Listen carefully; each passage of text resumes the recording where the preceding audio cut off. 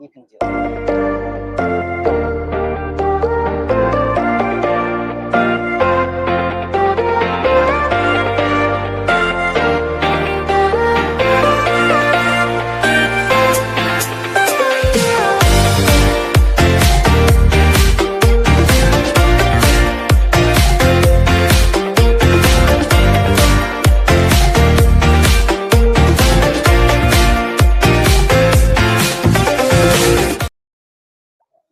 Hi, everyone, and welcome back. I am here live with Teacher Goals Tech Talks live at FETC. My name is Alaina Clark, and I'm super excited for my guest and to learn more about him. And I am here with Anthony from Markify. So welcome, Anthony. Hello, thank you for having me on. I'm excited to go through, and I'm also excited that this is now back. Yes, we're really excited. We've been having some really good turnout and honestly, like some really great conversations. Yeah. So you were one of those people when, we only decided to do this like 5 or 6 days ago, because we got a message from me. The perfect time to start, right? Maybe 5 or 6 days ago. But you were a name that everyone told me I had to interview. I kept hearing your name and hearing about Markify. So can you tell our audience a little bit about Markify and a little bit about your story? Because as you can tell, he's very young. I feel like the story and Markify are one about the same thing in a sense. But so I started Markify my sophomore year of high school. Yeah. Which is crazy because that's now 4 years ago. Yeah. So it just hit 4 years because I started it right before kind of the holiday break of the school year. But I was sitting in math class. My teacher was writing notes up on the board, and he had one of the interactive kind of panels. And, even though it was up there, we still didn't have, it wasn't very accessible to us as students. And he was also a very fast writer. Yeah. And so I was rushing, trying to copy these notes down, trying to get it all. And he erased the board before I had everything. Yeah. And I thought, like, I've got a Chromebook sitting in front of me. Why can't the notes that he's writing be on my Chromebook? And I can see it up close and perhaps more importantly, go back to previous pages and see what I missed. Yeah. Why is the note still bound to the front of the room, I guess? So that's kind of how I started it. I built a really, kind of crappy prototype over the next couple of months. Hey, everything has to start somewhere. Exactly. Everything has to start somewhere. But, I was very naive as a student. I was like, oh, everybody's going to use this in a couple months. And, but I kept uncovering new stuff as I built it. I started learning about, what it takes to get approved by districts and what that process looks like. Yeah. And so I kept working at it. It wasn't really until my junior year that there was kind of the big breakthrough. First of all, I was able to start getting some teachers in my school to use it. But I also got really good feedback. And the feedback really came down to, why is this one directional? If students can see it up close, why can't they also write on it up close and collaborate on it? Why do students have to come to the front of the room to write on the board? And so that's where I built the collaboration part into it, where students could actually work together on it. And I had a really good English teacher, really, really good English teachers, both my sophomore and junior year.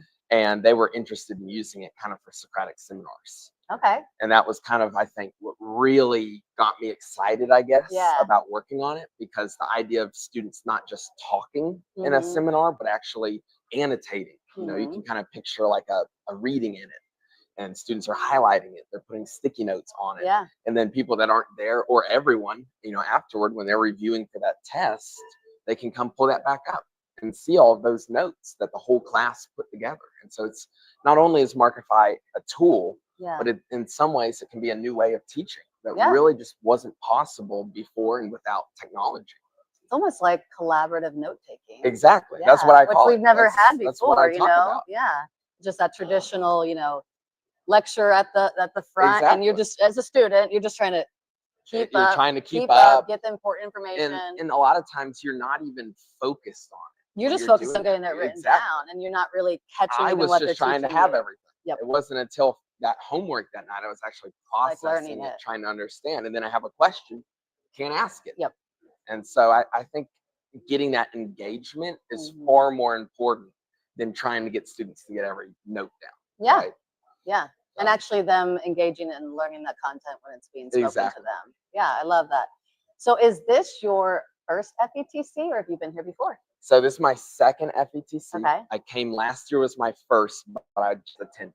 I did not exhibit or anything. This is the first FETC where I've actually have a booth. Yeah. And I'm showing it off, I guess. And so for people that are here at FETC and still here today, because Expo Hall is going to be open all today, where is your booth located? Over in the startup pavilion. Yes, on the far left side. All at the very back corner. Yep. But despite being in the back corner,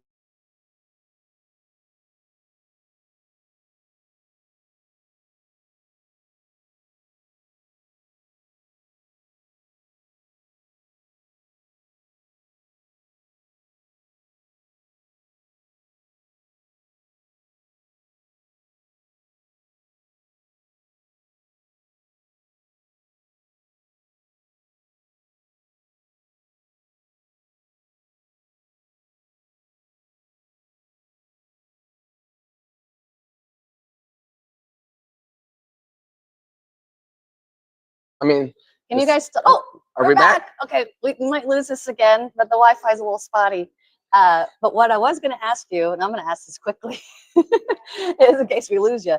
But what? So you know, with teachers and with you getting Markify into schools, what are you seeing from educators? That are like the biggest hot topics or pain points you're really seeing right now? That's a really good question, first of all. I think, like I was saying, Socratic seminars has been a big thing for Markify, but it's really used across all subject areas. I've seen a lot of. And so, I was just talking with the teacher before coming over here about using it for homework reviews. And so essentially, it's kind of like the classic go solve a problem on the whiteboard in front of the room for everyone to check their homework answer with. But now that can be done on the device. And so what I was talking about is everyone joins the lesson. Yeah. They, you upload the homework assignment from the previous night. You select some students, they go and they solve, a problem each or something. And then the whole class can check their work. And this also, in a way, I imagine, is saving our teachers a bit of time. Yeah. And making their jobs easier. It definitely which is what teachers need.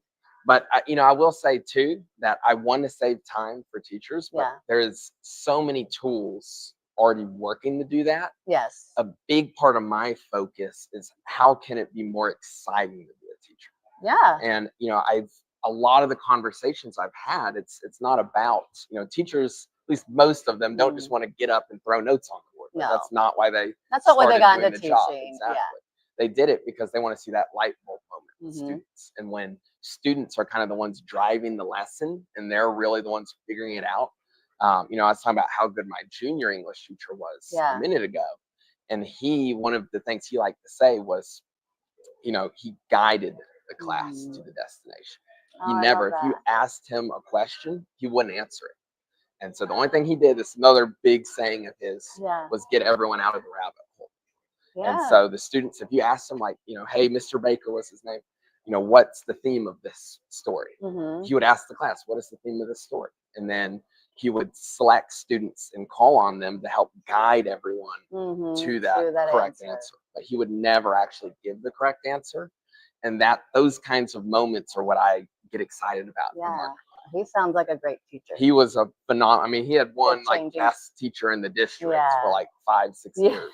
So he was. And he obviously made an impression on you, which is an impression on Markify. Yeah, he's a huge inspiration. Yeah, for and how it works, that's so cool too. And like teachers, we like you had amazing teachers, which I'm sure then helped you develop into who you are right now. And now you are a high school student that started. I just find that so amazing. Another question I'd like to ask you is, we are teacher goals. So what is one goal you have personally or professionally for this coming year?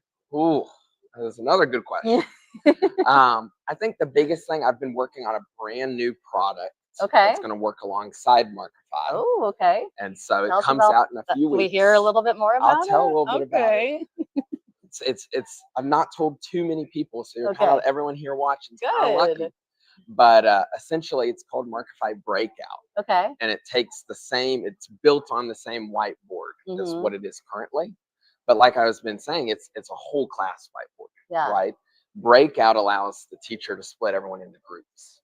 Nice. And so you can say, I want groups of 3. It pairs everyone up. You can do individual too, Yeah. obviously. Yeah. But it's really geared toward the group work aspect. And, you know, it works the same kind of way. You upload materials in it. You can assign it out. What I really love, in fact, probably my favorite thing with it, is it's split screen. And so you can still have the whole class whiteboard on one side, and you can have the breakout group on the other. So, you know, talking to people and getting their feedback has kind of been like, I can have the story on one side. As a class, you know, we annotate it, we mark it up, and then once everyone's done, we go, okay, here's the homework assignment, or here's your group activity, and then everyone splits up side by side. But by far the biggest thing about breakout, what I really think makes it something new in a sense, is it keeps track of all of the work that the students do, and it gives you an actual indicator of if a student is doing too much work or not enough work. And you can even go in and see an actual percentage view of how much of that board was actually made by each group member.